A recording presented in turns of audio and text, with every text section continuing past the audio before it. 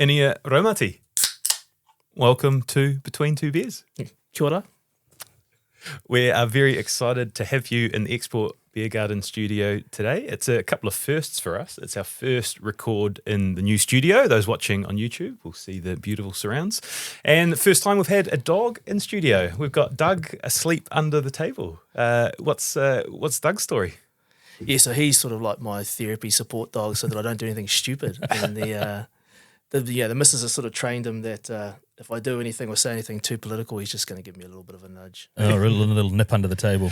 Yeah, but no, he's a rescue dog. Yeah, so the missus is a vet and she works with like retired working dogs and other organisations. And unfortunately, he was a young fella that was sort of just beaten by a young shepherd when he was, he's a puppy. And I think his young shepherd's old man actually said, you got to uplift this dog. And Vicky grabbed him and trained him up, and it's taken a few years, but now he's like quite comfortable. He's reasonably comfortable around blokes. Not that much, but seems to be all right with you two. He was good with us. He was good with us.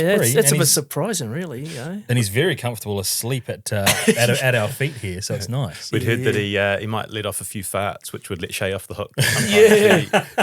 He lets loose and doesn't have anyone to blame. Well, that's the other reason I brought him, in case I let off a few. It's just I can just blame it on him. It's just nervous energy. It's all a new space for us. It's Doug. Yeah. We have got a crackerette lined up today. Your partner, Vicky, put us in touch with just about everyone you know. I think at this point we might know the Inia story better than you. But I wanted to start with a really interesting concept that I'd not heard of before. And it was from your friend and jiu-jitsu teacher, Bex, who is a badass from the recent small amount of research I've done on her. But she said that you come to jiu-jitsu to have a rest, which is equally impressive and hard for the rest of them to hear. But then she started talking about how you like type 2 fun. And I sort of stopped her. I was like, what? I've never heard that before. And I asked Shay, he's like, what type 2 fun? Do you know about this? And she's like, no, I thought everyone kind of knew about it. So can you tell us what type 2 fun is? Yeah, I guess I first really sort of heard that term when I was in the military. People were talking about type 2 fun. I was like, what is this? And you can actually Google it up and there's different types of 1 to 4 or whatever of fun. And I think type 2 fun is sort of like, it's shit when you're doing it and you don't enjoy it. But then afterwards you're like, hey, that was really good. Let's do it again. Yeah. So it's like those sort of things where it really sort of challenges you and you want to quit and, you get that sort of side of it. But then at the end of it, the sort of sense of achievements is awesome. And the sort of more hard things are to do, the more struggle, it's sort of like the more the type 2 fun compared to sort of type 3, which is like, regardless, you just never want to do that shit again. No, I didn't know there was a type 3. Yeah, it's a type 3, which is just like the next step up where it's like, nah, I almost died. I'm not going to do that again. Yeah, she described it as kind of like a search for darkness. And I don't know what percentage of people enjoy type 2 fun. I think I'm borderline. I reckon after that definition, you're heading towards that type 2 area. I think I definitely hang out in type 1. Type 1? Would you say it's a very small percentage that enjoy type 2 fun? No, I reckon that there's a lot of people that sort of have that little bit in them because, I don't know, I think a lot of us live in a pretty comfortable sort of day-to-day sort of role. I mean, you might be, stressed or hard out with work and stuff, but physically you live in quite a sort of comfortable sort of zone. And I think a lot of people crave that just a little bit of difficulty, a little bit of strife, or a little bit of what Bex and we were discussing the other day, darkness. You miss the darkness a little bit. And then every now and then you've got to go off and do something stupid just to sort of refresh your battery or refresh your life a little bit. You do hear like particularly like elite athletes like in that hurt locker training like we had Dame Lisa Carrington on, like training way harder than the actual competition is and just operating in that darkness, I guess, for large periods of time. Yeah, because I think that's where we got stuck in the rabbit hole conversation the other day. Me and Bex was like, she was talking about one of the other sort of black belts and stuff she trains with, like missing the darkness. And it was like, I can understand that. Like you miss that sort of part where you're almost breaking, and you miss that sort of stress and that strain and that feeling of, I've got to that point where I might not succeed, or like I suppose with them, they might have to tap out or they might break or whatever. And strange people, like you just miss it. Maybe I am a type 2 fun, but not physical darkness, but like professional darkness. Like I've done some wild events like in Papua New Guinea, which pushed me to absolute breaking point professionally. And then you come out of it and you go, she was quite cool operating in that chaos and trying to hold everything together. Maybe I am a type 2 funner. Would an example of type 2 fun be surfing without knowing how to swim? No, that was just stupidity, really. But it was all like a mate of mine was, one of my best mates, like Sam, and he sort of let himself go a bit at medical school, like a lot of people do, you sort of get wrapped up in the study and the late nights and the eating and not really exercise and stuff. And to be fair, he packed on a lot of weight, and he just wanted to get back into some exercise, and he said, let's take up surfing. And I was like, okay, if it's going to get him out to exercise, I'll do it. Yeah. So we got some really big boards and went out to PR. Everybody laughs, who knows about it, because we had no idea, eh? We had no idea what we get into. And like literally we just ate sand for about 6 months. Constantly getting your sinuses cleaned out, getting smashed and the rest of it. And then I sort of told them they go like, you keep scrambling for the board pretty quick. I told them I couldn't swim. But my theory was you got this massive flotation device, which is obviously wrong, strapped to your leg, So I had to go off and take some swimming lessons after that. I think that's a really good insight into some of the stuff we're going to cover. It's like Sam, I spoke to Sam about it, and his recollection was, like a couple of weeks had gone by and we're out there, and then I realised he couldn't swim. Like, what the fuck are you doing out there surfing when you can't swim? While we're on surfing as well, we got asked to ask you what happens when you drink a large Primo before you go out into the surf. Now, I've got no idea where this is going to go, and your reaction tells me it's interesting. I think, was it Kelly Slater who put it best, like when he first dropped into pipeline and he shat his weddy? No, it didn't quite that happen, but like I'm probably a little bit on the lactose intolerant side if you have too much. And, we stopped on the way. I think it was driving out to PR again, and the boys stopped off at the petrol station and grabbed some Primos on the way out, and I had that with everybody else, and it must have been those windy roads sort of working it around your bowel and the rest of it. And then we got in the water, and it was like in the water, paddling, and it was like in the water, out of the water. It's coming. It's coming. Whether you want it or not. So.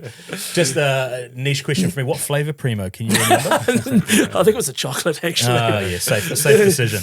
Nice. The lime would be one that you definitely wouldn't want to go No. with. It may not be the only poo story that comes out during the duration of this episode, but we'll build into that. So, all right, we want to start painting the picture of Inia, and we want to take us back to the start. So, we understand that some of your formative years were travelling with your parents as your dad, Tiki,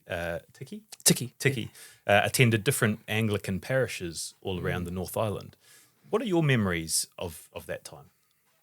Yeah, it's hard. Like my first memories are sort of being like one of those little, I suppose, marae kids back in the day, running around, no shoes on, shorts, Whenever there was a function on at the marae, you would go around and pick up all the old bottles and take them in to get like a few cents, back in those days, to recycle and then try and buy some lollies and stuff, or hitting up all the old people for like their lollies off the top of the row of their table. Yeah. But as soon as we could sort of reach the car pedals, the old man sort of had you driving. If anyone from, Waka Kotai's listening, don't worry about it. And you'd be driving long distances because he had a huge diocese to cover. And we'd just be like, helping him drive from one small little church in the middle of nowhere to the next at times. I remember once driving past the turnoff for somewhere because he'd said, and he'd just fall asleep, as the old man does, letting some underage son drive for him. Yeah. And then waking up and I got quite angry because he was like, 50 odd Ks down the road, had to turn around. But those are probably some of the earliest memories of... We read that you grew up in poverty, but those weren't your words, and sometimes that gets a bit distorted. Is that how you would describe it? No, I wouldn't describe poverty. I think we were, like a lot of families, I guess, living, not in poverty, but we weren't well off. We're just working, Anglican Māori missioners don't get paid much at all. And Mum was trying to raise all us kids and, work part-time and stuff as well. So there was never, money to be thrown around, but we never sort of went without the essentials, I guess. As humble upbringing is kind of a better, it's a better term way for to paint it. I mean, it was a bit, when you compared to other people you went to school with, it was obvious. But then because Dad was in the Anglican Māori mission and because we moved, house and sort of like location so often. We were put in boarding schools, and Anglican boarding schools in those days, you know, you'd get sort of like they'd have like I suppose you could say like a discounted type rate for ministers' kids.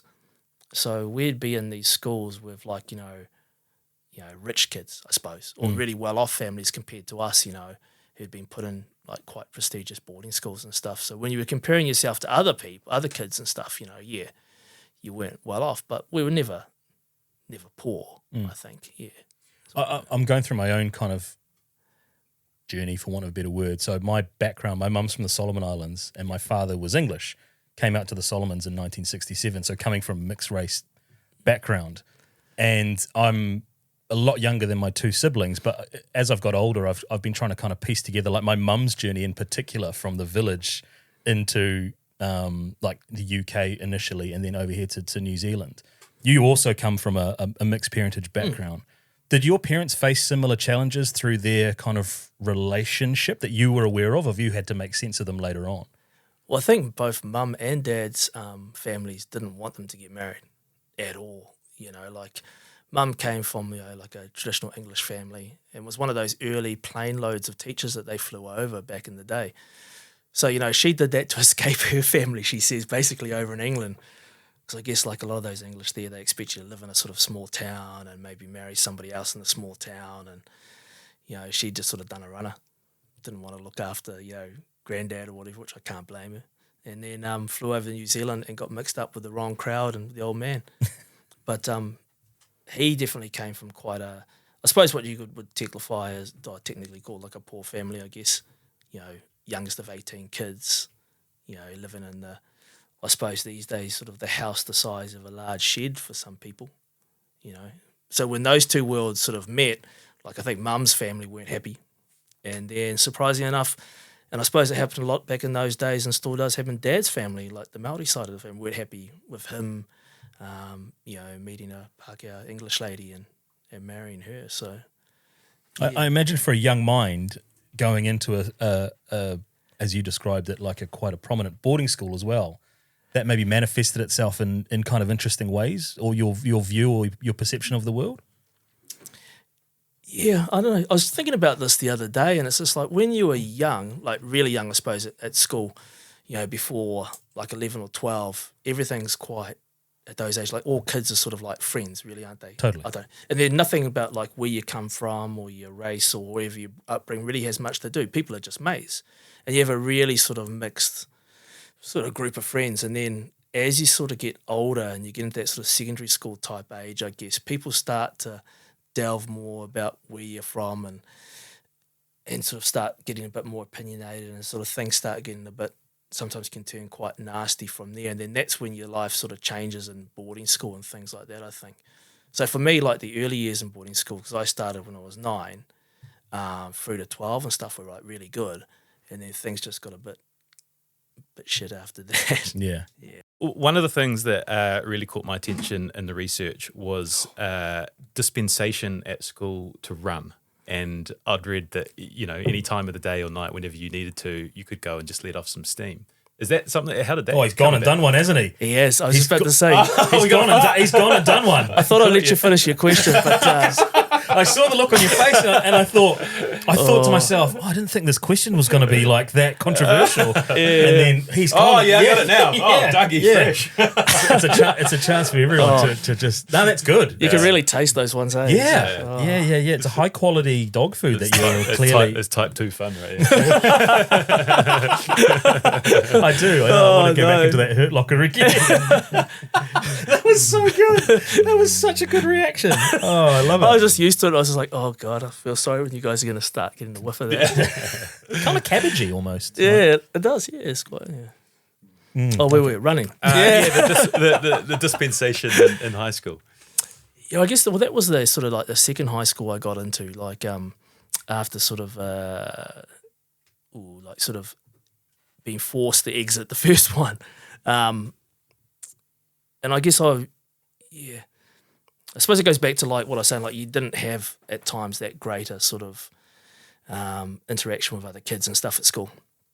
Are we talking racism? Are we dancing around No, I was just about to say, we don't need to dance around it too much because, I mean, you guys are a little bit younger than me, but, you know, it was probably still pretty prevalent, and it's still prevalent today. But, you know, back in the 80s and early 90s especially, I think it was ignored a lot more by teachers and organisations and stuff. You know, it was something that you just had to harden up and deal with and stuff. But, you know, when you're always been like one of only one or two Māori kids at a boarding school, you know, and then kids sort of get that sort of way going as they get a little bit older, you'd cop a lot. And the old man was sort of a bit of a stickler for, like, you know, being quite, you know, having quite a high moral standard and, like, you know, not being a bully, not starting anything, but then not backing down either. Like, if someone came at you or a group came at you or if they insulted your family or whatever, then you stuck up for yourself, because I guess that's the way he was raised. And then, like, so, you know, if a group of kids would have a go, and back in those days, no cell phones and stuff, so it was all in person, then, you know, I'd have a go back, because I guess you were just young and full of testosterone and stuff as well. And, you know, like, you'd get in fights all the time. And I suppose when people knew that they could rack you up, then you'd end up getting them more, because it was like a bit of a game to some groups of people. So school, I found that, like, if I could go blow off some steam, then I was less likely to punch someone, I guess, for want of a better term. So I'd go out running, and they sort of caught me doing it, and then the Anglican minister and stuff at the time at the school, and that said, look, he'd take responsibility for me, and that if I needed to, then I could go for a run any time. So, yeah, normally boarding schools have curfews back in those days, but then I'd just go out whenever it was, and if it was the middle of the night or really early in the morning, I'd just go out for a run. And I found that that would sort of give you enough time to blow off all that sort of energy and sort of get it out of your head, rather than just sort of instantly snapping and throttling someone. What sort of distance are those run? Like, how angry are we? Like, how much steam did you have to blow off? Well, I suppose it depends on how angry you were at the time. But looking back at it, I was like, I was actually quite a good runner back in those days. Like, I was reasonably I feel like you're a reasonably good runner now. We'll get to that eventually. Yeah.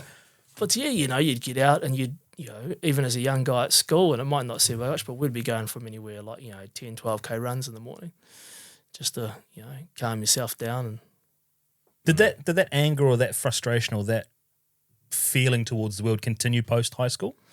Yeah, I think it has. And I think it's just a matter of getting better at dealing with it. And as you become older and obviously a little bit more insightful, looking at where it's coming from and realising how you react to things and sort of trying to deal with it a bit better. But it did sort of shape, I suppose, sort of my early years quite a lot on how you reacted to things and how you saw yourself, and sort of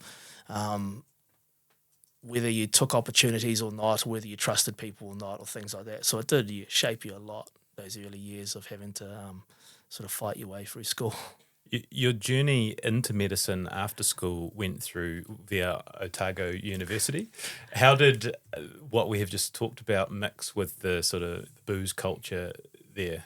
Did drugs and alcohol start to come into play? I've never been one for drugs. Like, I've grown up around people that have, like, you know, back in those days smoked a lot of weed and stuff like that. But for me, I just hated the smell of it. You know, like everybody growing up in those days, you tried it.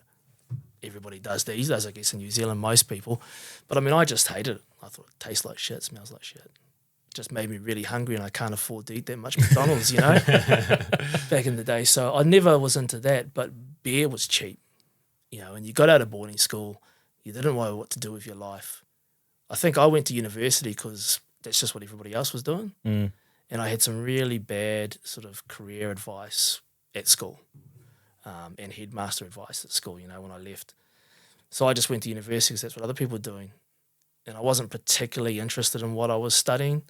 And because I was relatively bright, I suppose I just coasted. Were you still academically sound despite some of those challenges at high school? Probably dropped off a lot. Like I was, yeah, because it goes back to like when I left school, like I was in the top educational stream at school. You know, and we did what was bursary back in those days. We did it like a year early. So basically in your seventh form, you were, you know, which is your final year of school now for all you young kids out there. We were just sort of coasting and playing sport and doing other stuff and doing more bursary papers. And no one ever really gave me any career advice what to do. I remember my exit interview with the headmaster, and I look back at it now and just think, what a prick. Was basically when I said to him, look, sport was just becoming professional. I said, look, I'm interested in this and would think about, trying sport. And his only advice to me was stay out of jail. And I was just like, where's that coming from? Like, I'm in the top academic stream at school. I've been a member of, some of the top sports teams at school, and I'm doing quite well. And his only advice to me was stay out of jail. And I didn't realise where that was coming from, and it probably becomes a bit more obvious as you get older. So I just went to university and hit the booze, I think, really. Was it a sports physio that you had some intentions of becoming?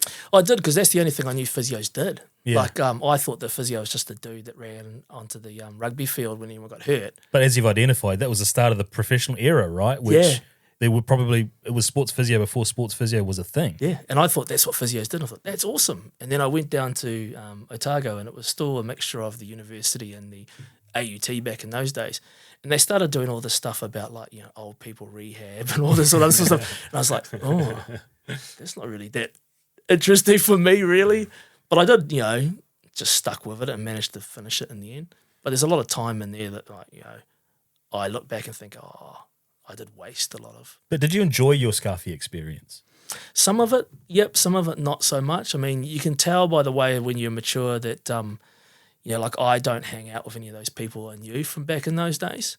Some of them have moved on to do good things. Some of them have probably just completely fallen off the wagon. Some are probably still stuck down there in some sort of way, shape, or degree in the, the pub sort of culture and scene and stuff, because we used to work at the pub as bouncers when we were younger, just so you could earn enough money to drink beer.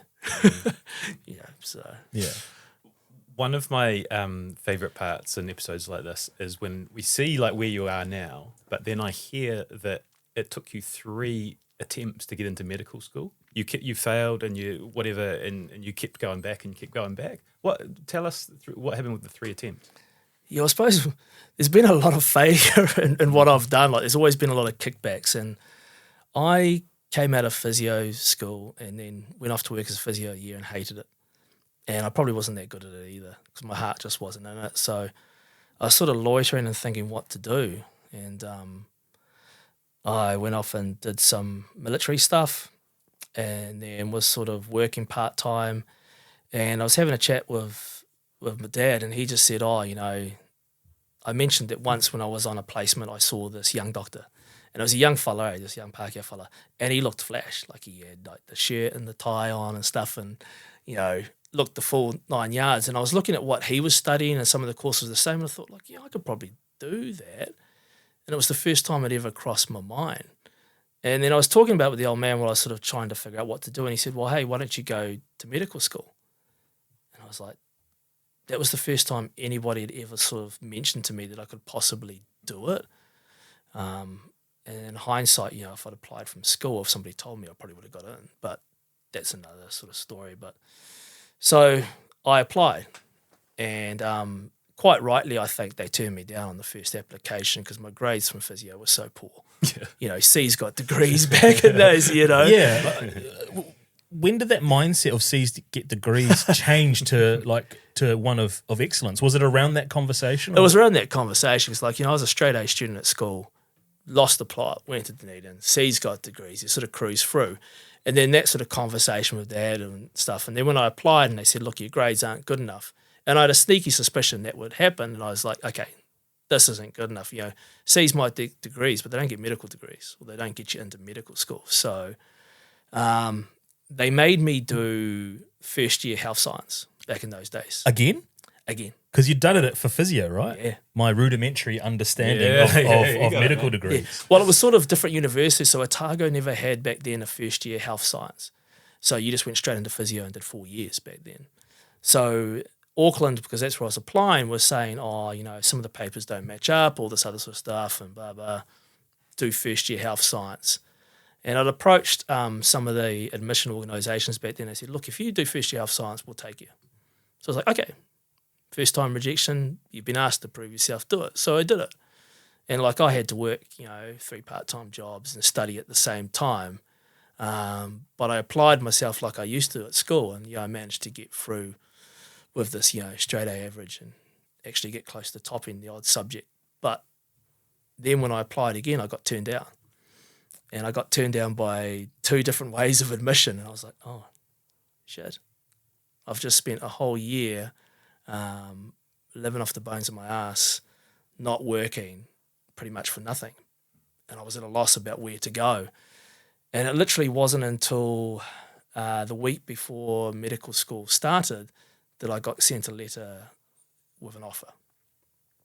And it's still to this day, it's a bit mixed of exactly how that happened. There was rumour that I was sort of like, 3rd or 4th on the waiting list and that some people pulled out. But there was also a Dr Tony Ruakiri, who was a mentor of mine and a good family friend at the time, who was a doctor and working in sort of government as well, who was quite upset that I hadn't been offered a spot through the admission schemes, and voiced his opinion as well. So whether it was really like what I was told, that I was 3rd on the waiting list and a spot popped up, or whether it was like him putting his foot down, I don't know to this day. Did you know at that time, and correct me if I'm wrong, that through your whakapapa you've got medical history as well, dating right back to I think the first Māori doctor? I didn't actually, and I think that's why Dad was really keen. As soon as I sort of mentioned it, he jumped on it. And it came out afterwards as I started to learn more about my whakapapa and everything, where it came from. Yeah, because all the first Māori doctors came from the same little town, like in Uranui, in Taranaki, The first one trained overseas, the first one trained in New Zealand and Otago. They all came from the same area as I did. And I didn't know that when I first applied, no.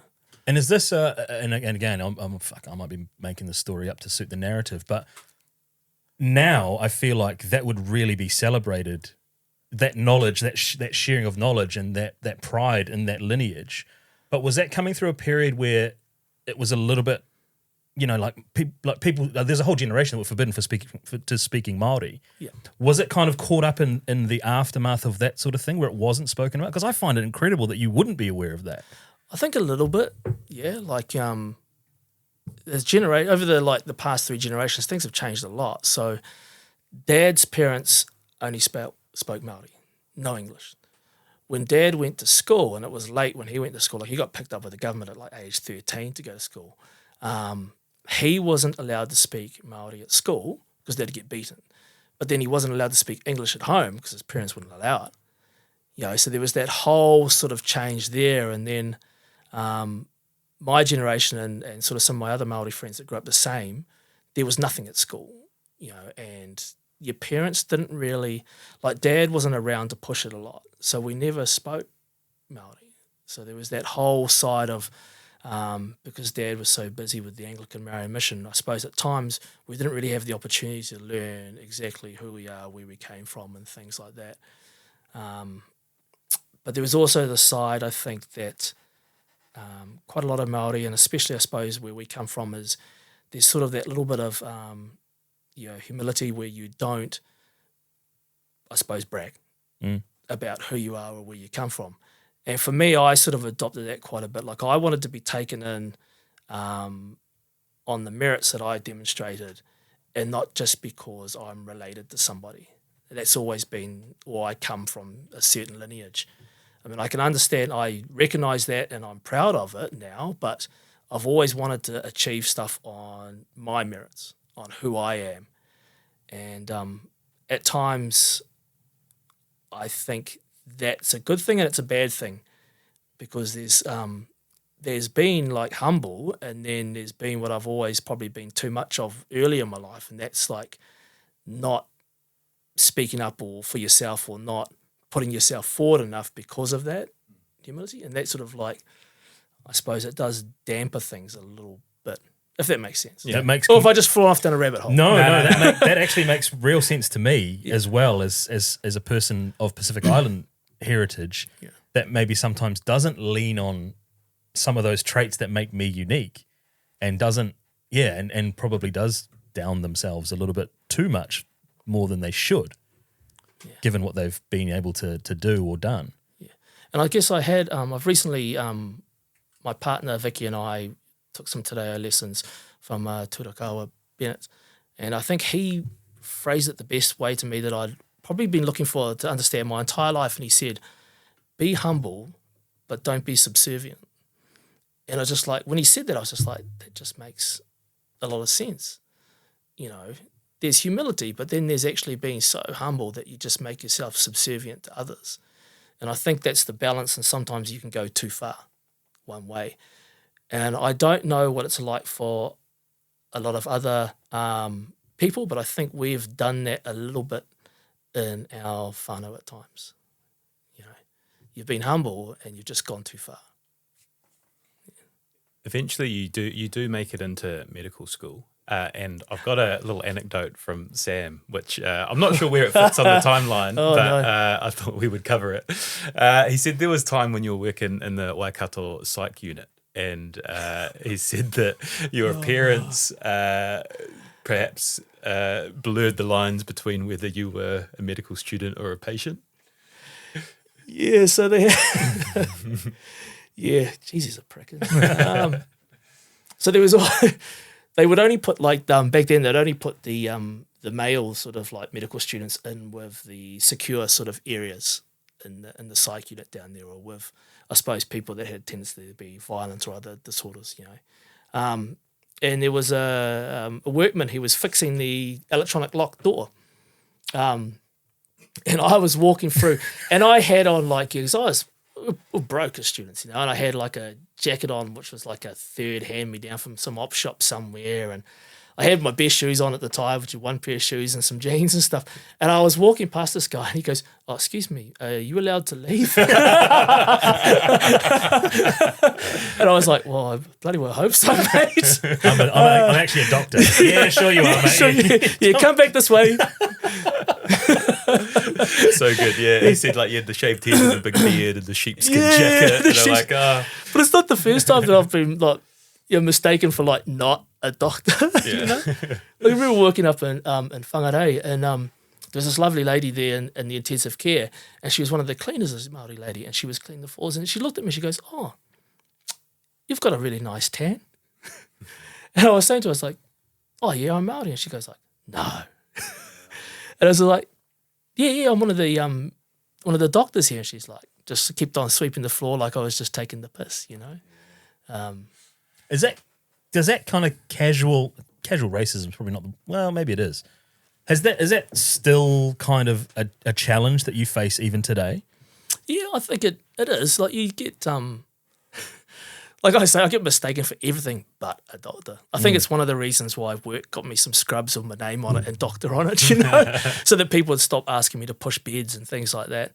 Yeah, racism's still out there, and there's a lot of casual stuff that's just, yeah, and it's always written off by organisations or people as, "Oh, that's just how people are and stuff, and that's their generation, or that's this and that." And I think that's crap.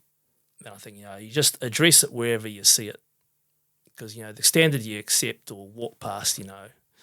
So I just pull it out wherever it is. But, you know, I've been asked by other young doctors, you know, to move patients to their beds, to do other sort of stuff. And it's just like, "No, mate, I'm actually one of the senior doctors here. You can do that yourself if you want." with a look. With a look, yeah. Usually people only make that mistake about once. Yeah, you've got quite an intimidating sort of presence about you. Those that can't see, he's got this tattoo in his arm and he's well built, and I can imagine the look would be would really put someone in their place. That works against you too, though. At times, I've always tried hard, especially as I've got older, to keep my underlying, I suppose, bluntness or presence in check a little bit, because you'd always get. And you probably get it too, bro. You see, people will take one look at you and they think, "Oh, big fella, brown fella, I'm going to cross the street, or I'm going to..." Oh, yeah. And you automatically, whenever you have a discussion with someone where you don't agree on the same thing, automatically you get told that you're aggressive or that you're intimidating. And I've had that before. You know, when workmates, I said, "Oh, you look intimidating." It's like, "Well, what do you want me to change about my look? Am I supposed to wear a suit and be clean shaven?" And, you know, everybody these days can show up to work however they want, you know. You got doctors with piercings through their noses, through the, you know, coloured hair. You can't tell anyone how to dress or whatever. And yet people tell me that I look intimidating because I actually give a shit about being fit and go to the gym or go running and stuff. And like that, really sort of upsets me a little bit. I know some people don't mean it like you were saying there before. I mean, you meant nothing bad about it, but sometimes at work you cop it, and that's one of the things you cop. And I said, what do you mean? Is it because I'm sort of young Māori and look after myself that I'm intimidating? And then they sort of stop and realise what they've said. And sometimes that's enough to make them realise that, hey, you have got some underlying bias on how you view people. Because, like, I've never been an aggressive person, at work. I've never done anything. And, I actually hate bullying whatsoever. And that's one thing that really set me off after suffering from it for so long through school. And Have we just excused what I said? we have, because you just meant nothing by it. But, I mean, that's... Yeah, but is that, like, representative of wider society? I mean, I was commenting on the build and the tats, but is this what we're talking about? Like, am I part of the problem? No, I think all you've done is You can probably... say yes, it's okay. No, because I think all you've done is probably triggered off stuff that's in my head, and that's the stuff that, like, I can't or I have to deal with daily because that's what you've suffered coming through the system. You've been judged by your appearance all your life, and a lot of young kids are getting that right from now. You go back to even like recently, like the police just taking photos of young brown people with no legal reason or, because they just want to keep a record. I mean, shit like that really upsets me, And there's people that make, casual comments with obviously mean nothing about it. It's in a good nature and you understand it. And then there's organisations that do it. And that's that sort of systematic, inherent bias and racism in our society that we need to deal with. And that's where I get myself in trouble at work at times. It's an interesting point. Like, I don't go out as much because I don't drink anymore as I used to. But for sure, you'd be standing at a bar and someone would come up and go, fuck, you're a big guy, eh? Yeah. And it was like, you kind of go, oh, yeah, I am. And they're like, oh, you're actually really nice. And you're like, yeah, I am. Yeah. But also, like, just thinking through what you're saying, it's like, fuck, were there people, like, sizing you up as like, oh, I wonder if I take this big guy down? Like, that'll give me some badge of honor. I'm probably kind of reverse engineering my own kind of thinking on things. But I always did find it weird that people would come up and feel like that was the thing to kind of comment on. Yeah, and that is a part of, I think, New Zealand culture, that sort of going out culture, I guess, is people will do that. Mm. I mean, when we were younger, even at university or medical school, and we went out for drinks and stuff, like none of my other mates would get sized up or anything. Yeah. And we're always like, people are like, you're the nicest guy when you go out and stuff. It's like, yeah, because I'm a nice guy all the time. Yeah. But you're just a shit magnet. And it was just because people would look at you and they'd be like, oh, whether they want to have a go or they want to prove something or whatever, they'd pick you out. Yeah. And that's part of the dark side of the drinking culture, I think, in New Zealand. I mean, you can be a nice guy, mind your own business, but somebody just wants to have a go. Mm. And it's just because of your appearance. It's definitely in the back. It was definitely part of, we had a conversation about me not drinking, Stephen and I. And it was definitely something that had started to enter into my psyche because it was around the time, I think it's Taufeke. He was an MMA fighter, Tongan MMA fighter that got coward punched here in Auckland and died. Yeah. And I remember thinking, shit, is that like, am I a big target that someone one night who's had too much to drink will go, fuck, I'm just going to go and smack this guy? And I was like, I actually don't want that in my life anymore. So there was a whole bunch of factors that came into my decision to not drinking. But that was definitely one of them. Is like, on a night out, I just kind of didn't really feel that comfortable anymore. Yeah, and I don't feel that comfortable anymore going out drinking. And then obviously at work, seeing the amount of violence is just ramping up. And not just the amount, but the degree of, like, I suppose, nastiness or with the violence that it's around with drinking and drugs and stuff in the central city. I mean, I reckon if you go out drinking in the centre city these days, I mean, you just always got to, no matter how good a person you are or what sort of group of people you're with or where you're going, it's just like, keep your awareness up because there are just cowardly, nasty people out there that will just for no reason at the moment attack people. And a lot of it's coming with weapons and stuff as well. So I'm like, yeah, bro, I don't really go out drinking at all anymore. Also, because we're all really old, eh? We don't much either. Yeah, because we go out drinking, have 2 beers, and it's like it's time to go home on the couch. 9 o'clock curfew. I'm keen to bring in, and I want to talk some more about healthcare down the line, but I'm keen to link into the running and the start of the ultra marathon and when this bug came. I understand Christchurch earthquakes around 2011 was kind of the catalyst. Yeah, like most things in my life, it's my dad dropping me in it. You know, he drops you in it, go to med school. You have to do the mahi, get in there to do that. I'd had, I really hurt my back when I was, was it in my mid-30s, lifting a paediatric ventilator out of a helicopter. We've all been there, eh? Yeah. Because you were young, you go to the gym and stuff, and then it's like, the ramp's broken, so let's do that. And I did that, and at the time, it's like, oh shit, this is sore, but I didn't think too much of it. And then I heard it more kayaking, and it just went. And I spent a long time sort of rehabbing and dropping a lot of weight because I just used to go to the gym and lift big weights and be a big dude. And it was like, and I got back to being tiny. It was just like a friend that I used to run with at medical school. She said, hey, let's start running again because we were in New Plymouth at Taranaki Base Hospital. So the first couple of runs I went on, Jesus, my back hurt. And I was as slow as shit, and it was a real struggle. And then you started to get slowly slower. Slowly stronger. Shift work. And then I started running half marathons, started running marathons, which the old man was really stoked because he used to be a really good runner. And then I was thinking about doing an ultra marathon, and they were pretty new back in those days. And for those who don't know, that's 100K. Ultra marathon is defined as 100K? Yeah, they say it's anything over a marathon. Right. But most people sort of count the first one as a real one is 100Ks. Sorry for people that have only done 50Ks. But you can always harden up and go a bit further. And then the Christchurch earthquake happened. And I was thinking about entering this ultra marathon and was umming and ahhing. I said, we could always do it to raise money for the earthquake appeal. And next thing, he's told the local church that I'm going to do it. And they started raising money, advertising, sponsor this guy to run 100Ks. And I'd never run more than 42.2 in my life. Yeah. So, it's the old man's fault again. No turning back. Let's start circulating it. Yeah. But have you always enjoyed running right from back in high school? Was running a constant in your life? You've mentioned you went to the gym and you pumped some weights, but was that always a joy? It used to be more of a joy when I was younger, I think, because I wasn't so old or had so many underlying injuries, and you could run quite comfortably and free, and, what limited you is how hard you want to push yourself. Now what limits me is, what's going to fall apart first because you're an old fart, So. When did you first learn you could push yourself further than what you actually thought you could?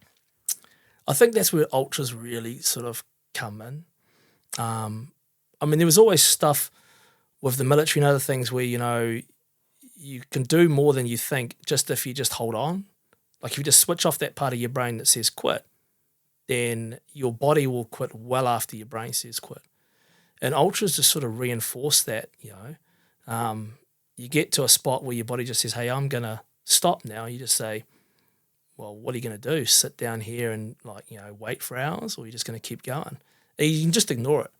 And if you ignore that part of your brain that's conditioned you to say stop, then sooner or later your body would just go, oh, let's do it. I've got a story which perfectly speaks to this, which I'm going to read out. No. So I mentioned it before, but I was on the phone with Eugene Bingham in the lead up to this, and I said, tell me an anecdote about Inia that helps paint the picture of who he is. So bear with me. So during Ultra Trail Australia last year, Inia was running the 100K. Matt and I were out running on the course during the day. We come around the corner and thought, oh shit, is that Inia? He's in trouble. He looked dead on his feet and we thought he's cooked. We went up to him trying to be enthusiastic, but in ourselves we're thinking he's toast. And this was early in the race. He was unwell, it was hot, he was struggling. We helped him as much as we could, but left him to it. And we figured he would be DNF, do not finish, at the next station. But we kept tracking on him through the day, still going. That's weird. He was slow, but still going. At night, they were working at the event and figured that he would be out. But lo and behold, this figure came sprinting through the finish chute, finishing like a freight train, racing through to their astonishment. And he said that they looked at each other gobsmacked. He went faster and faster as the day went on. What the hell? He couldn't explain it. To to Eugene and Matt, that demonstrated the toughness of the guy. To a normal person, they would pull out. Not only did he not pull out, but he grounded out and got faster. Astonishing. So that was about 30 kilometers into a 100K race. They're seeing you out, and like you just spoke about, you're finding this strength from somewhere. Do you remember that race? Yeah, I do actually, because I'd gone over for it, and like they said, I was cooked. It was a really stinky hot day in Australia, and I hate the heat as it is trying to run. And we were only literally, like you said, about like 25, 30 Ks in, and I said to them, How do you say only? Yeah. Oh, sorry. And I was just like, everything was just like, and it's that sort of fatigue where you just know that you're in trouble, but you just stuck with it. And I think the thing is once you've pushed your body for a barrier once, it becomes easier to do it again. And I just know in my mind that I've just got to weather whatever storm comes up in a race, and eventually my body will just go, oh, shit, he's going to do it again regardless. I might as well just suck it up and do it. The mind side of it, the worst thing for me is you get a bit embarrassed. Like people think you're some good runner, and I'm not a good runner. I'm just a stubborn prick. And you get embarrassed to think like, oh, yeah, all these people are passing me. The person with only, one leg and the three-legged dog or whatever's passing me. And, just you get that in your head that you're going to quit because you're embarrassed. And if you just think, no, hey, I'm still here, I'm still doing it. If I finish it, you've beaten everybody that hasn't started or hasn't finished. Just keep going. And I know that sooner or later, typically when the sun goes down and things get cooler, or when I can finally get my brain to harden up a bit, that I'll eventually just dig it in and start to come right. But you describe it as being a stubborn prick. I would reframe it as mentally tougher than anyone I think we've had on this podcast. Like some of the stuff we're about to talk to, it's mental toughness, right? Like finding that way in that type 2 fun to push through what other people can't. Yeah, and I think everybody's got that potential in them somewhere. They just need to have it exposed. And that's where sort of like my partner and I are sort of like trying to start up a scholarship for young kids. And that's sort of part of the thing that it sort of brings into is just like people are always told you can't do this, or your body tells you can't do this. But all you need to do is just reset yourself and push through. And once you've done it once, you can do it again.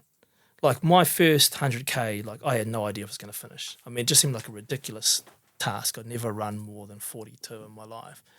But then once your body does it and you do it, I could like even now with not enough training, I could go out tomorrow and quite comfortably say I could run a 100K race and I'd finish.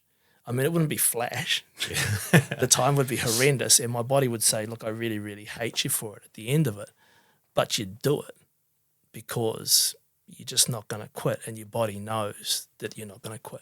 But also you have prepared your body. And talking to Bex about the work that you put in to be able to not quit, it involves weight work and Pilates and diet and hip mobilization and Jiu-Jitsu to get in flow state. Like there's a lot that goes into being able to do that as well? Or do you think you could do it without all that? No, I literally think that anyone can do anything within reason. It's just how much you're going to hate yourself for doing it. Like if you can run like 1K, you could do a 10K race. You've maybe never done one before in your life. You could do it, but you're not going to enjoy it. And it's the same. If you can go out and comfortably run 10K, you could do a 100K race. It's just all a mindset. Again, you're not going to enjoy it. And you may not walk properly for a week or so, but you'll be able to do it. These stuff that I do these days is mainly to keep the mind active and to also deal with all the injuries that I've put on my body over the years from pushing yourself. You just develop niggles and stuff, and it's all work to sort of try to make it a little bit more comfortable, I guess, when you do things. Yeah, would you describe it as enjoyable? Like you do a 250K race. Are there parts of it that's enjoyable? Is the whole thing enjoyable? Is that not a good way to describe it? There are parts that are enjoyable. There's a lot of parts that aren't, but then again, it's hard because there's a lot of parts that really aren't enjoyable where you're suffering and stuff a lot and everything hurts, and if it's pissing down with rain and you're freezing and stuff, I quite often stop and think, this sucks. And it's just like, if it just sucked a little bit more, it'd be awesome. But Type 2, baby. it's just sort of that. And you feel that even more when you finish, like in a stage race, when you finish a stage and you're sitting down with other people that have gone through the same suffering as you, and you're all just sitting down looking miserable, having a feed. Somebody will crack a joke and then it'll just be the start from there. It's because you've all gone through the same thing. You've suffered like shit and you're enjoying it at the end. And I suppose that's that sort of camaraderie of that sort of things. It's an intense mindset, isn't it, really? Yeah, I want to get into some of these yarns. So to paint the picture, in 2014, for your 40th birthday, instead of having a big Sorry for outing your age too, by the way. It gets worse. You did the 4 Deserts race series, which is running 4 250-kilometre races in a calendar year. Why? First, New Why? Zealand. Yeah, why? Why? Well, I guess it came around, you have those midlife crises, and I think, I started at 30. Maybe I really hit the fan at 40, but how it first came about is I was having a really shit time at work. Like the health board, district health board I was working for at the time was sort of just abusing your work ethic a little bit. You're getting a lack of support, and you just felt really out there. And I sort of had a bit of a breakdown with work and just said, look, I don't want to go through this sort of shit. And I was looking for some sort of escape, and I was turning 40. And I saw these ultra marathons that I've been doing. I saw this multi-day ones, and I was like, oh, that looks like Fun. Yeah. It looks like a real challenge. Looks like a 250k, you say? Yeah. It looks like a bit of fun. It looks like a bit of a real big challenge and stuff, and I want to do it. So I signed up, and then I think it was in the middle of a night shift, maybe, or something stupid, and just rocked on up to this first one completely unprepared.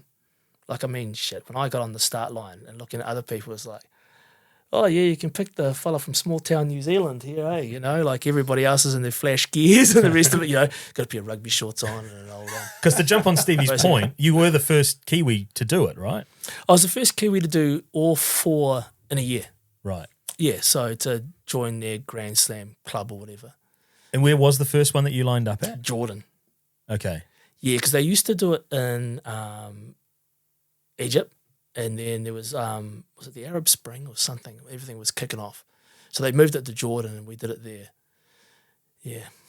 What's that feeling like when you do line up on a start line with 250k in front of you across multiple days? Do you break it down to like, oh, I'm just going to do the first 10k and see how I go? Like, what the fuck? How do you even plan that? Or because it was your first, you just bullshitted your way through the first one? I think this was the first year was just so nervous. Like, I mean, I think I went to the bloody Portaloo about 4 times before the start. I had a primo again, did you? Yeah, a dehydrated primo before the race. But because you're just so nervous, you didn't know what to expect. And I remember taking those first couple of Ks and I was like, shit, this pack is really heavy. Because I hadn't done enough build-up for it because I'd strained my Achilles beforehand. And I hadn't been running with a pack because I couldn't load it up. And I got this pack on. And I weighed about 12 kgs, and then we put some water on, a couple of litres, and I was trying to run. And I was like, oh, God, this is going to be a long, long day, I think. Because what are you putting away in a day of a 250? Putting away in terms like in Ks? Like how much of that do you bite on the first day? So there's a minimal calorie intake, and there's also a minimal sort of distance that they do. So it depends on the race. So typically you're running about a marathon a day. And then they have a double stage or an overnight stage where you do anywhere from 75 to 100 sort of Ks. And then whatever's left over to make up 250, they just do it on the last day. Right. Yeah. Okay, there's like 5 stories I want you to tell, so give them as much or as little as you want. And I'm not sure if this is part of the Desert Race series, but is there a story about you becoming blind towards the end of one of these races and having to run towards some drums? Yeah, and I always thought that was just complete and utter fatigue, and it was. And then I did learn that people were doing research into ultra marathon runners that were suffering sort of like temporary blindness, and it being more common in people that had eye surgery, and I had eye surgery before. But I was over in doing this Gobi race in China, and my entire build-up for it had been crap. Like I trained, but then the airports lost all my gear, so I completely lost everything. Except for what I was wearing and carrying on the flight. Got to this race and thought, shit, I'm going to have to run in my icebreaker boxes. and like a t-shirt because I've got no other gear. And so I put up this sign at the check-in and said, hey, can you guys donate gear if anyone got it? And the response was overwhelming. People just donated everything. But the big thing was food. And I got a lot of dehydrated food from a lot of the local sort of runners. And it was all in Chinese and stuff. You had no idea what they were giving you. So I just took all the English dehydrated food I could get and mixed with some of the Chinese stuff to make up my calorie numbers. And I was eating this stuff, and from the first day, it just must have disagreed with me. And I had the shits, something awful. Like, I was in just basically going behind every bush I could get my hands on after eating some squiddy sort of thing for breakfast, stealing toilet paper from the first aid tent, and basically just sort of ran myself into a really sort of dehydrated mess. And then on one stage, which was coming into like the final sort of long stage, I just run myself so ragged to try to catch up, to make up time, that I was really sort of on that edge, I guess, when looking back, where your body, regardless of what your mind's saying you can do, your body was just going to go, no, you're just going to drop and cut out.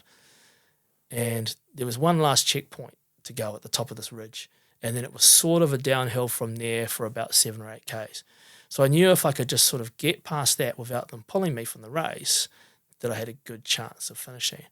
So I sort of got up the top of this hill, and they were pulling people because the weather was turning crap. And I just sort of waved and smiled and said, yeah, kia ora fellas, sweet, away I go, and just took off. And it just sort of all started turning to custard from there. And I sort of got to that sort of sort of blackout stage, I think, like my vision was getting smaller and smaller.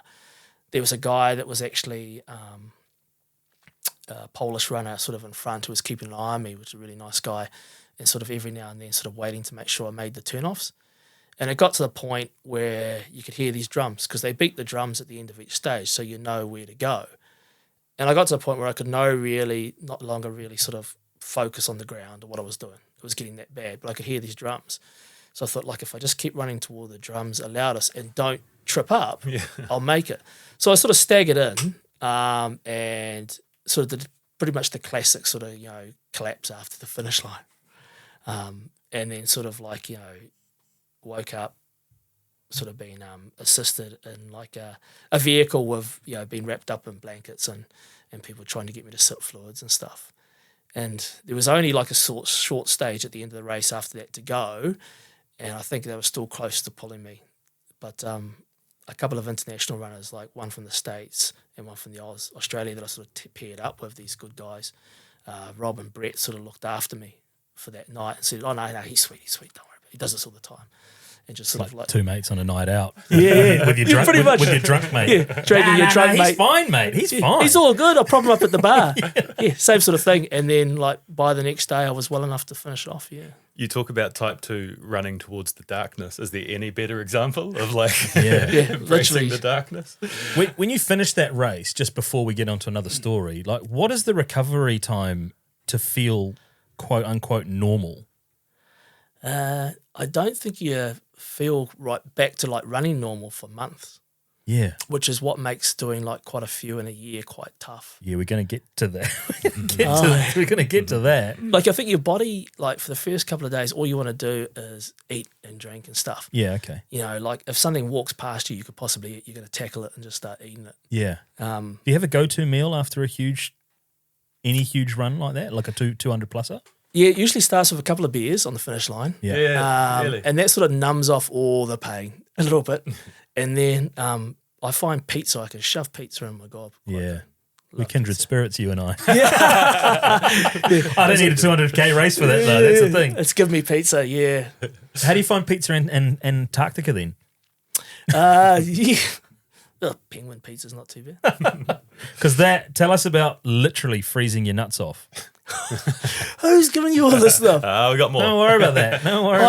I made the mistake of telling the race organisers about this. You say that once and it's done, yeah. And they put it on their website and everything, but Antarctica wasn't as cold as when I was running down there as I thought it would be initially, And so I was running in me tights and stuff and that and a top on, and I thought this isn't too bad. But the winds can really pick up down there, and they can pick up quick, and they're freezing cold. And the wind just caught us on this lap, and it was blowing in, and the pants I were in weren't windproof. And the wind just seemed to be focusing on my nuts. and they were getting really cold. And then it was like, you'd put your hands down your pants or whatever. It's like, oh, that's wet for a bit. And then you're like, oh, this is getting really bad. And I was like, what am I going to do? So I thought, would I rather sacrifice some fingers or some testicles? And I thought, I've got 2 hands. I can do without some fingers. So I took off the inner liner, the small inner liner of my glove, and I shoved a heat pack in it, and I shoved that down my pants.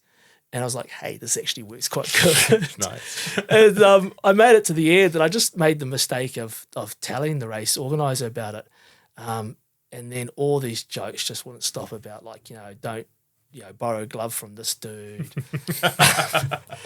All these sort of things that they put it on their website, and my mum had heard about it back home and was asking me how I was. But like how legit a risk is frostbite in a place like that? Oh, it's massive. Like I did a race earlier this year over in Finland, and then one in Sweden in winter. And literally people got frostbite on that race. Which isn't like actual frostbite. It's not like actual oh frostbite. Man, it's cold. My fingers are really feeling it. Yeah, no, so we had this one stage where we hit this aid station and some storm had come through early and we weren't really ready. There was a group of us that had shot up this hill into this bit where pretty much they would struggle to get to you. And it turned to a complete whiteout. And you were literally, there were these big posts that you're supposed to be able to see to go from one to the next, and we couldn't see. And I hadn't, because the weather was calm before at the bottom, I hadn't really fully put on all my gears again. And I was caught. And my buff had frozen to my face. Like literally, so I couldn't lift it up and I couldn't pull it down because it would just rip your skin or your beard off, I was just like, okay. And my nose was exposed through the bridge. And that was getting really cold. And my nuts were getting really cold again because I hadn't put on my windproof vest. You don't learn the first time. And like I ended up having to walk backwards from one post to the next to try to keep it an eye so I could get to the next one. And I just thought, like, if you stop, that's when it's going to turn to shit. If you try to unpack your stuff to put it on, it's going to blow away. You're going to get worse. So I just kept going. And came across a few other people that didn't keep going and then had to set off the emergency beacons and stuff, like trying to encourage them to keep going. But you couldn't really sort of stop with them because if you slowed down and stopped, then you'd freeze as well. And I got into the aid station after that and I had frost nip, which is sort of the precursor to frostbite. And that's the one that stings like shit. So when the circulation starts coming back, it burns. And like my face was burning, like my nose was just on fire and stuff. And but they did pull out a couple of other people in that had frostbite, full-blown frostbite, and took them to hospital. Type 2, baby. Yeah, type 2. That was a great stage, that one. That was awesome. Yeah. We had Jono Riddler on the podcast, who's a long-distance swimmer, and he talked about his swim from Great Barrier Island to Auckland, where he described some of his hallucinations to us. Yeah. And we've heard that you might Snowman. have had... It was a snowman, eh? Yeah, I think he saw was a snowman. snowmen on the beach, which was really interesting. But you might have had a similar experience in the Atacama race? Giant rabbits? Giant rabbits. Well, maybe I can't even remember that one. Maybe. I have seen a few strange things. I've always disappointed because I think I haven't had a full-blown hallucination that some people have that they can't then explain. Like I've always seen things and then when you get closer, it's like, of course it's not a giant rabbit. Of course it's not like a crocodile. It's, Oh, right. It's mistaken identity. So not a full-blown hallucination, but some people do, and I've always been so jealous of them. Is there any truth to the Sahara desert race that there's like a pride of lions maybe that might be prowling around? Well, they did the Sahara one because they've struggled to actually get back into the Sahara. They did it in Namibia one year. And there are these desert pride of lions and stuff. And like one day we were sort of running and there's this guy in this like, little, single engine plane flying over quite low. And we're like waving out going, oh, this is quite cool.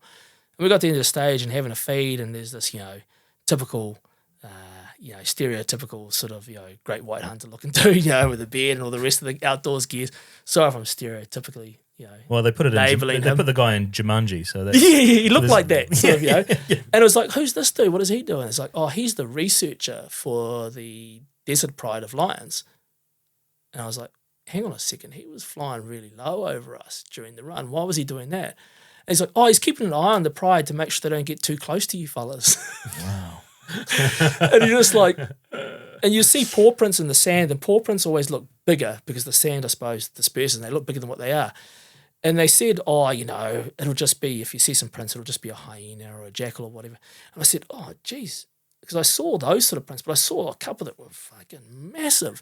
And they're like, oh, really? So they were phoned into the next stage to tell the people coming back behind me that maybe the pride was getting a bit closer. The sort of things you want to hear, You know? Just in that cast of characters of people that are doing like the Desert Race series, are there the same faces that you see at different races? You're like, hey, there he is, old Big Dick Steve, back again for another race. Like, is there like a community of people that are all type 2 fun seekers? You mean like the nutters, the community of nutters? Yeah, but like you know what I mean? Like, are there actual, you can see, like you see, oh, there's Inia. Yeah, hey, good to see you, Dave. How are you going? How's the kids? Funny enough, there is like a core sort of group that you will see some of the same people from event to event. Like, I never fully look for the entrant list, and you'll show up and be like, hey, I know that fella, and you all go over and have a chat. And especially in New Zealand, because the running, New Zealand's small, isn't it? Yeah. And the running community is small. You always are guaranteed to start at the same line and meet somebody you know.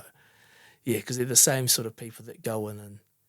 But I think in those multi-day ones, it's such a really diverse group. Yeah. Like really diverse, from people that do a lot of them to people that would just do one to people that have are doing it to prove something to themselves or their family or whatever. So that was such a cool little section, like just moving from the desert to China to Antarctica, like that you've just run and had such cool stories from all these places. I was hoping we could just touch on your father and the influence that he had on you, because I know when you do these things, you have a support network, and he was sort of involved in races, and he's passed. And I sort of just wanted to reflect on the influence he's had on you and how you dealt with that. Yeah, so I guess it's quite difficult. But I guess when we were growing up, like a lot of people, I suppose, you idolised your father or your parents. And I think a lot of my sort of moral standing and how I think still comes from my mum and my dad, and probably especially my dad and the way he was. And at times, for no fault of his own, he wasn't around a lot when we were growing up because he was working for the Māori Mission and doing, God's work and stuff like that. And I think he, in hindsight, when he looked back on it, he missed a lot of our sporting events and childhood events that he wanted to be there for but couldn't. So that when I started getting into running again, when I started rehabbing for my back and stuff, he was quite into it. And then when these ultras came along, and he really started getting into that, because it would have been something I think that when he was younger, he would have really been good at, because he was just, like a lot of that generation, he was just hard. He's underlying a hard bloke. So he started coming along to these events, and he'd use any excuse to come along, A couple of reasons, I guess. One, he wanted to be there. Two, he wanted to get away from mum's prying eyes so that he could eat some naughty food. Because being a typical, Māori fella in his later years, diabetes, gout, heart disease, all sort of kicking in. Mum, kept a good eye on him and stuff. And then he'd come to these things, he'd be like, oh, should we go and have a pizza and a beer or something? And you're like, okay. Pre-race, we'd always have a pizza and a beer the night before. And then he'd show up to these events, and he'd just help himself to the racing tables of food. So the aid stations would put out, tables, and they have a big selection of snacks and stuff on it. And he'd just be like, oh, and just start helping himself. And I think everybody was too scared to tell off this old Māori fella, stop doing that, especially at Tarawera, it's just like they're not going to tell the old Māori fella to stop eating the food, And he'd just even though I'd tell him all the time, he'd stop, he'd just eat the stuff. And he was the worst support crew ever, You loved your old man, but you'd show up somewhere he's supposed to be, wouldn't be there. Or just as you're leaving the aid station, he'd show up and have like a kebab in his hand and a newspaper or something running down. Oh, wait up. It's like, no, man, I've got to go. Yeah. I think the funniest thing was in Tarawera one year, and Dad was quite sick at that stage. And I just said, look, Dad, I've arranged transport for you to get to this aid station and this aid station, and just two, and I'll meet you there and have I'll book the bus. Get just down the first aid station, he's there. And I'm like, how the hell are you here? And he's there. smiling away, eating stuff. And he goes, oh, come over, come meet these cousins of yours. And he literally found these young Māori girls that were there, and he just basically invited himself to get them to drive him from aid station to aid station. And they just did it. Like, they were there for other reasons, but they just, that's how convincing the old man was. And so he was at virtually every aid station that a vehicle could make it to, helping himself to the food. And did your relationship with running change after he passed? Did you use it in a way to help grieve? I did the opposite, I think, for a bit. Like, I used to run with a group out at Riverhead. I suppose the original sort of dirt church type group. I used to, get up early in the morning, drive from town and go out and run with them. And then when the old man sort of passed away, and it was quite sudden, and there was a lot of things around that like I sort of wasn't that happy with. And running, I sort of associated with him quite a lot, so I stopped running for quite a bit. And I remember talking to people about it at the time, and I'd try to go out for a run, and I'd be running with this group, and people always do it to release themselves from whatever they've had, stress and thing, and they'd want to have a chat and want to talk about stuff, and I just didn't want to talk to people, so I took the old man's death pretty hard, and I didn't run for a while after that, and it took me quite a while to get back into running. Is that softened, that ability to articulate maybe and work through some of that grief? It has, and obviously, like, now I find running's more of a, like, I went for a stage of, like, it reminded me, and I didn't want that because I was so negative about things, to now it sort of reminds me about Dad, and I do it because I enjoy that aspect of it. And you get to bits now where you can talk about things more, and you'd get to that situation where you're in a dark space in a race or whatever, and you just think about your old man, and he'd just, like, how positive he would be about things, and that sort of helps me a bit more now. So it sort of switched from one to the other. So now it reminds me more about, like, I suppose, about the good times that we had and how we sort of started to reconnect in my older years with Dad. The sort of things I missed out on maybe when I was younger. Because I think as men, generally, we struggle more than women in terms of going to the doctor or talking about stuff that's bothering us. Have you noticed through your profession a change in that stance? No, I think we're still pretty shit. But I think maybe it's a generational thing a little bit as well. Hopefully, I think maybe the younger people are getting better, or younger men are getting better at, because society, I guess, has changed a lot from when we were younger. We didn't talk about stuff. You didn't, if you had a problem, you sorted it out yourself, or, you didn't talk to your mates about stuff like that. Your mates were talking about the rugby and how many beers you could drink on the weekend, But now I think we are softening a bit. You're very uniquely placed as an emergency doctor to see some of the worst parts of society and the trickle-on effect that you have to deal with. How do you fit everything in? Like, all of this running, and you're also an emergency doctor. We haven't even spoke about the blue belt in Jiu-Jitsu. Like, it seems like you've got so much going on. How do you juggle everything? You don't. I think the way that I juggle it is I always laugh when people tell me, hey, how do you train for these ultras and stuff? I was like, you don't want my training plan, because my training plan is shit and it's not enough. Like, I don't run anywhere near enough of what you should do for an ultra, I think. So what I try to do, because I just literally don't have the time, is I try to condition myself to be sort of mentally and physically harder. And that's half the stuff when I substitute my training for other things like going to the gym. Because sometimes, before a night shift or during night shifts, I struggle to, wake myself up in the middle of a night shift block and go for a 3-4 hour run. I can't do it because you just feel like crap, because your whole body just feels awful when you're doing nights. But I can sort of suck it up or psych myself up enough for 45 minutes to go to the gym and throw a bit of tin around for a bit. And I find that sort of helps me. And that's how I substitute a lot of the longer distance training with smaller things. Same, I guess, with the jiu-jitsu side of it. I find if I can go to 1 or 2 sessions a week, that helps with my mental toughness and stuff as well. And that it's also good, like, free chiropractic when they sort of bend you around like a pretzel and stuff. But that works on those sort of things. So I rely more on having, I suppose, being a slightly heavier runner than a lot of other people when they line up to these events, carrying a bit more muscle to sort of try and support these joints that are going to take a hammering, because I'm literally not probably as fit as a lot of the other people, running fit, I guess. Just to talk a little bit about the current state of healthcare in New Zealand, like how many Māori doctors are there in ED? Not enough.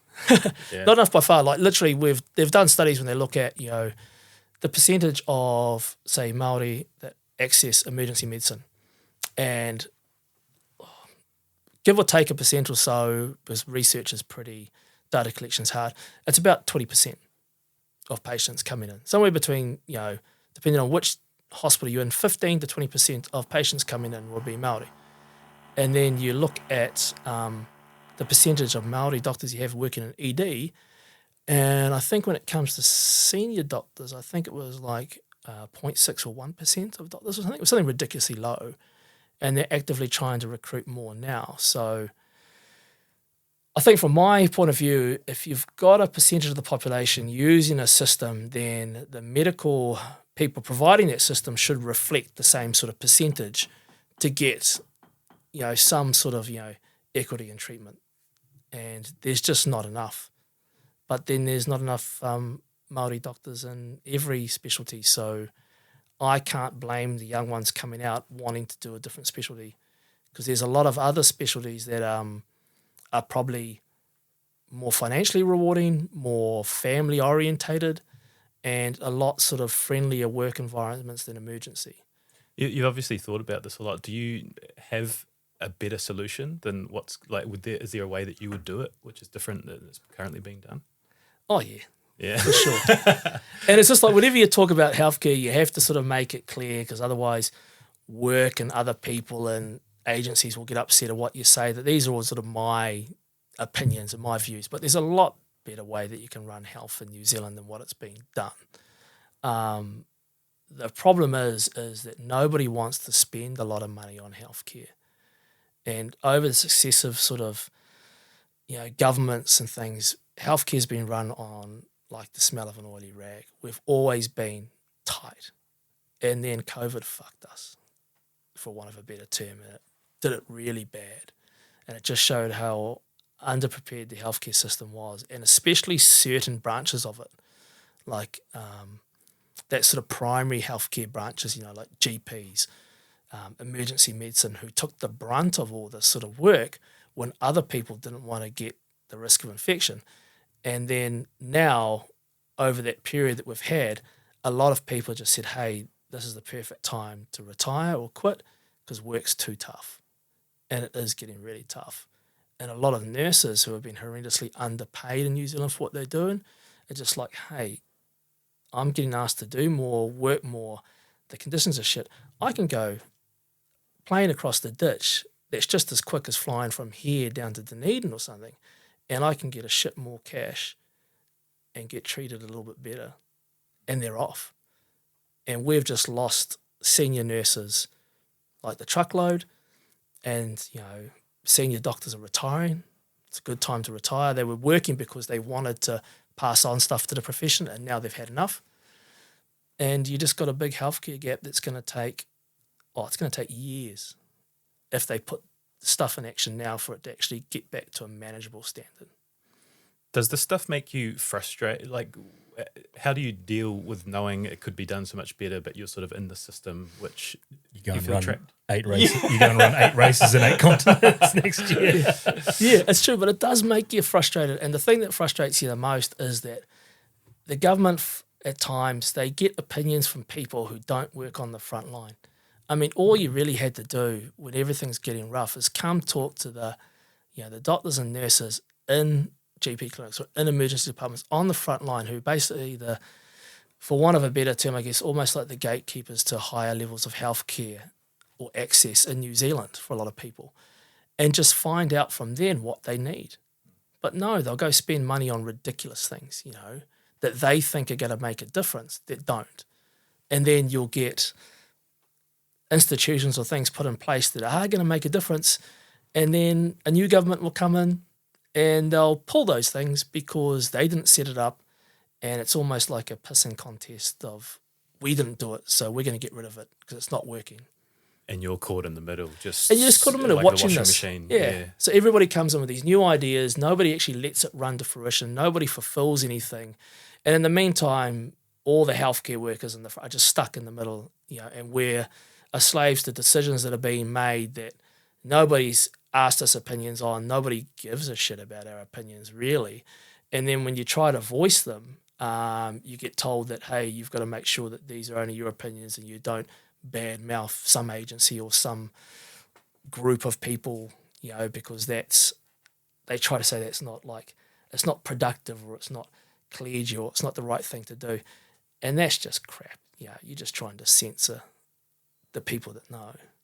And now I'm going to be fired. It's really timely. Like I spent 7 hours in ED this week with my mum, and it's such a, I was thinking this is great for me to talk to you because it's such a real cross-section of society all funneling into this space and not being able to be seen in a time that you think you should be seen. And I felt in that moment for someone like you who's dealing with the shit, because it's shit. Yeah. Is that a fair assumption?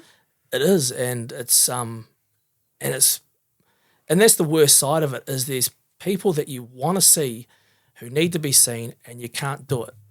And it's either because there's too many people coming into the ED and there's just not enough room to see them, or there's not enough people exiting. So if people can't get into other parts of the hospital or be discharged home, then they just fill up an ED. And as every other department in New Zealand suffers, because everybody's busy, every specialty is busy, that little bit that they can't take flows back into ED. Yeah. So every department might be a little bit busy, but then that little bit builds up, and the only place they can go is emergency. And the mental health system in New Zealand is a prime classic example of where shit is going wrong because people can't access what they need and they get stuck in an emergency department, which is the worst thing. And people can get stuck in there for days, you know, and you compound that with a lack of actual staff because A, they're leaving, or they're taking better jobs, or they're sick, because staff get sick too. And especially during winter and during COVID, we were getting sick. So you could show up to work and you might have supposed to have like 5-6 doctors overnight, and there'd be 3 of you. And the department's pumping. And people are just saying, we can't find anybody else. And it's literally deal with it. And So why, I mean, emergency medicine for you? I think because it goes back for me like failing and lots of other stuff. Like I was a sort of a failed anaesthetic trainee, and then I went off to study sports medicine, and then I actually came to the conclusion that most athletes are dicks. Sorry, all you professional athletes out there, but some of you really need to look at your attitude and adjustment, a little bit. And then I just ended up working in emergency, and then I don't know. You sort of find a spot where, even though at times you might not like it, you sort of fit. And I seem to fit in. Sometimes that more of a blunt attitude or a no-nonsense sort of attitude can come in handy.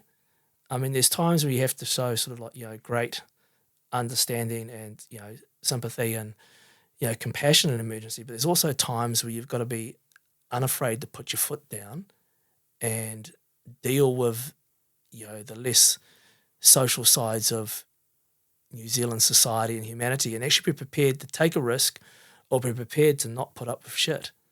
And if you do that and you look after your staff, like if you look after your nursing staff and that, then they respect you and like you for it, and it's reciprocated. So ED sort of self-selects to a certain degree. You either fit in or you don't. And some people will persist there who don't really fit in that well, but others will, we try to keep because we really like them, but they're smart and they want to go do something that pays better. No, I take my hat off. I take my hat off to all of the emergency staff, because that's I think I said it a couple of times to people that were working down there. I said, "Fuck, I don't envy your job and what you have to deal with here on a day-to-day basis." When we came up with the concept of low-key legends, like, this is such the perfect story. Like, we haven't even talked about your tour in Iraq. Like, we haven't had time. We've still got to get to the 8 and 8, which I want to give enough to. So I'm going to move us on. But like, in 2024, you hope to be the first person in the world to run a self-supported multi-stage ultramarathon on every continent in a single year. That's coming up. Like, all of this is all of this, what we've spoken about, is the platform for this epic, insane quest you're about to go on. What a logistical nightmare for planning. Are you doing all the planning? Have you booked all the flights and all of that? Thanks for reminding me how much I haven't done in order to make this work, and how behind in training I am at the moment. Thanks for that. Can I just paint a picture? Yeah, unless please, you're go going on. to. Like, you start in Queenstown, And then in April you've got to tackle Texas and then get to Namibia. You get May off, and then in June you're over to Mongolia.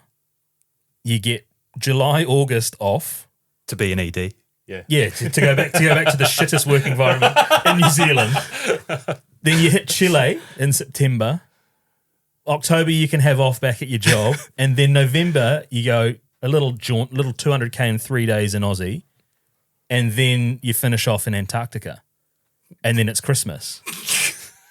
Like, it's a lot. It's a hell of a year. It sounds really stupid, doesn't it? It sounds exciting, I'll be honest. It does sound exciting, but it also sounds like a lot of airports, a lot of flights to places that aren't, a lot of fucking Ks, and a lot of days, and a lot of pain.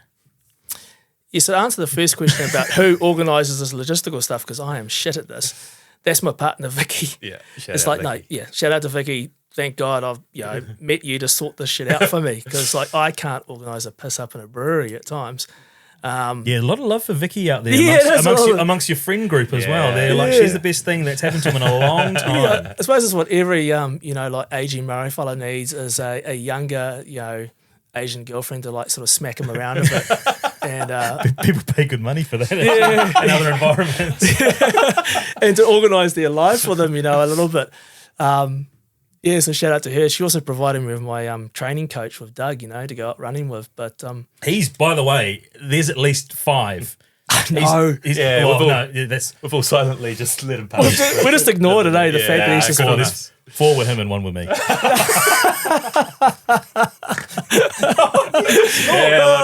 to snort. Yeah, that's nice. That's nice. Sorry, I've derailed the whole 8 and 8. No. 2024. I don't know where to start. I don't even know where to start. Like, Queenstown sounds idyllic. Yeah, I mean, it was something that I've been thinking about for years, and I was probably planning to do it when I was younger and fitter and sort of less smart. But then things always got in the way. Like, I did that 4 Deserts Grand Slam, and then I got out of there and I re-enlisted and I did some military service, and then that sort of delayed things for a couple of years, and then I went for a really sort of rough time with my dad passing away, and then my relationship falling apart and being homeless and stuff again in your 40s, literally, and then sort of trying to rebuild my life. And it just sort of came around that it went from running 4 when I was 40 to age is already out there. I'm turning 50 next year. And it's just like, how do you celebrate turning 50? Usually just a dinner and some drinks. And then, how do you justify going broke? Because literally, instead of paying your mortgage, you're just going to be doing this stuff. And then we sort of I really wanted to do it, and I really wanted to promote, something positive for young people, and sort of after all the sort of issues and stuff I had going up through school, and how long it took me to come to realise that you're actually worth more than you thought and could achieve more than you thought. And I thought, look, it's a perfect time now to do this, because you can only do it every 2 years. So if I don't do it now, you can't do it for another 2 years, because Antarctic only runs every second year. And I want to start up the scholarship for young people. I'm going to do everything next year and sort of take some time off and promote the scholarship and do this as part of that. and try to hit the record books, before you become too old. The way it's painted, like Texas dodging snakes and scorpions. Fact? I don't know. I've never been to Texas. All I know about Texas is like these big hats, cowboys. Everything's bigger. Everything's bigger, yeah. You've done the Pride Alliance in Namibia. That's fine. You've shat yourself in Mongolia on the Gobi one. So I know how to do experience that. there. Yeah. Romania, going to Dracula's castle. That's a first ever, I understand. Yeah, so it's a young guy that's probably about the same age as me, who's organised this race, and it's pretty new, but they just have been, I think the environment there is just going to be awesome. They sound like a really good group of people, small race, really into it. We told them what we're doing. They were like, yep, sweet, come over. We'll try to sort you out as much as we can. So I'm looking forward to that. That's going to be awesome. Chile, you've done? Well, the Atacama race in Chile has been cancelled. Oh. So now to make it worse, I've got to go over for South America to run the Jungle Ultra in Peru. Oh, I had that on my list. The Amazon. Jungle out. Yeah, Jungle Ultra in Peru, and that just sounds horrendous, which would be awesome because there's it's got a really high dropout rate, which sounds great. Yeah. Amazon Jungle Ultra. And then there's obviously there's all the critters you got to deal with. There's just the environment being so humid, like you're sweating constantly and you can't cool down, and there's other people from this year, I think, that got, a bit of altitude sickness of stuff and other bits and pieces in their lungs and ended up in hospital. So it's going to be awesome. I love that. It's going to be horrendous. I love it. Lighting up. Aussie 3-day, but you've got special permission to run. Yeah, so the Aussies don't have next year like a classical sort of multi-stage race, self-supported. So we had to find one that was as long as possible. And we actually emailed the guys and say, hey, is it cool if I join your race, but I carry all my own shit and sleep in a tent? And they're like, yeah, I suppose if you want to be that stupid, you can do it. And they just agreed to let me do it. So I'll be the only person lining up with a big backpack of gear. And while everybody else goes off to the hotel or whatever, I'll be, I suppose, pitching a bivvy or a tent somewhere and cooking up my feet in a little... Fuck, that's hardcore. Right? So do you have an entourage that travel with you, or is it just you in a backpack? It's just you in a backpack. What, for the races? Yeah. Yeah, so literally self-supported is you carry everything you need for 7 days on your back. The only thing that they give you is obviously water, and they get an allowance sort of for every stop or every night, and typically something to sleep under. And that may be a tent, or it may be just like a lean-to shelter or whatever, but you've got to carry your sleeping bag, all your food, all your clothes, everything you need to survive. So, fuck, man, that is wicked. Before we jump away, the only other one I had on there was Mount Everest Tenzing Hillary 60K Ultra, which is after a 10-day hike to base camp. Is that on your list of things to do? Oh shit! I hope not. Somebody added that in for me. No. That's just one that I know. Once Jay's cooked up. Jesus, I was thinking a little challenge. Is that another little race for you? That exists. So that's not on your radar. No, I think after next year, if I'm still able to walk and some of my mates aren't replacing my hips and knees or something, I will probably cut it back down to like 1 or 2 big runs a year. Yeah, like and hopefully 5K fun run. Yeah, and hopefully one of them will be like sort of taking along some young people, semi-supervising them, to help them do the same sort of thing. That'll be the idea. Man, this has been such an epic. We're getting towards the end, but I love asking the partner of a guest what I should ask. Like, what's a question you'd be interested in the answer to? So I asked Vicky, and she said, what happens if he gets injured? And if it's not an injury, what would get in his way to prevent him from completing this? She's asking me that. Well, she said we should ask you. Be interested to hear your answer. So the way I've always looked at it is I will finish no matter what in my mind unless something catastrophic happens that you can't.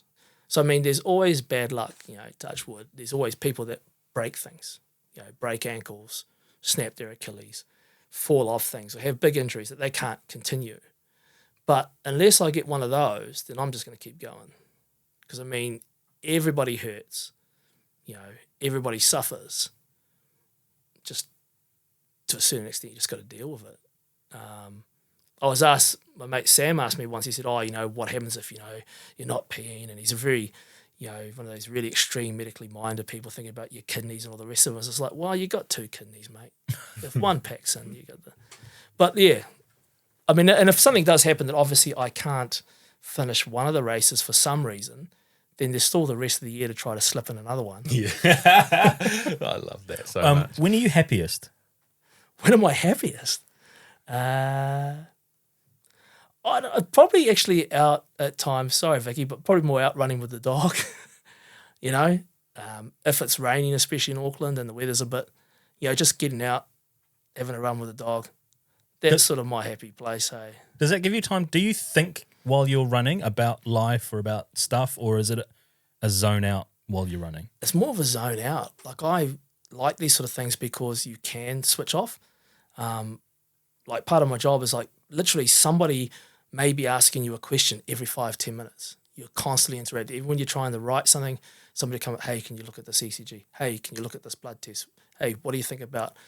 And you just got this complete and utter interaction question overload that when I go out for a run sometimes, even with a group, I just like to zone out. And the best thing is, like, Doug doesn't ask me any questions. If he does Just start, farts. then something's wrong. Yeah. Just farts. And I find that's like sort of a big zone out, and people ask you what you think about, and at times I must zone out so much that you can't actually remember big sections of your run. You just sort of like just such in the just enjoying things that you just switch off. It leads me nicely into the last question from Vicky. She had to ask him, who is his favourite pet? Oh, it's controversial. It's controversial, but it's got to be Doug. Yeah. By hands down. Jasper's going to be fuming. Yeah, Jasper is going to be fuming. Well, Sid's going to be the more the one. It's hard because it was like this cat when I was flatting in town, and after I'd sort of, I was living, flashing again because I'd had a pretty shit social sort of life and stuff, and this cat just moved into the house and just said, hey, I'm going to live with this fella. He eats chicken. And he just sort of like moved in, made himself at home, and even though he's a bloody troublemaker, like the neighbourhood hates him because he just beats up other cats and steals food and pushes over toddlers and stuff. But he's my cat, and he always comes home and he always hangs out with me and stuff. So it's hard because he's probably, it's hard between him and Doug because he doesn't come for runs. So Doug by nose. Doug by nose, yeah. Any bits pieces? No, we'll start wrapping up. I just want to thank you so much for coming in and sharing and so much of your life and giving us your time. The mental strength that you have, I just find so inspirational, and I think people can take it to so many different facets of their life. Like what you just said about, I'm going to finish it no matter what. Like you just can use that. Like there's so much more toughness to people than I think they realise. So, man, hell of a life. Like, I'm so excited to follow your journey across the next year, and we'll be posting it on our socials every time you tick off one of these bastards. But thank you so much, man. It's been such a cool let, but I'll throw to Shay. Yeah, echo that. Epic. Like, it's amazing to have this platform where I didn't know you 2 weeks ago, and now you've kind of come into our sphere by virtue of research. And more than the feats that you've done, your philosophy and your outlook and your takes on society have really resonated with me today in terms of like looking beyond what someone is saying or beyond what someone's thinking or beyond what someone's looking like as well. To take that into kind of everyday life is something that I think hopefully resonates with a lot of people that listen to this as well as the physical kind of side of things as well, and the challenges that you push yourself through, and that mental toughness is absolutely epic. So yeah, likewise, I can't wait to see 8 and 8 come to fruition. And then, fuck, man, I just wonder what you got planned for that 60th birthday, because that's going to be a hell of a trip. Cool. Oh, thanks, guys. Thanks for having me. I just, I guess I just like remind everyone, like, we talk about these good things and people see the achievements that you've had in life. It's just like, just got to remember that there's always the shit that you don't see, that everybody else struggles through, and people out there, are probably going through the same thing or worse. And it's just like, I just want people to think about it, just to reset how they view themselves or what they think they can do, especially young people out there, and just, don't listen to people that say you can't or that say you're shit. Just ignore them and just, give it a go, because, my life has, not been all roses, at times. It might look good now, but, it's never been, all roses and stuff. And that, I don't see myself as achieving a lot. I just see someone as, just, decided to make the best of what you can do. And I just want to pass on something to somebody else so that you just make it seem like everything you've done's worthwhile. But thank you for having me and Doug in the studio. It's good that he's christened it for you. It's beautiful. Yeah. Cheers, Inia. Thank you.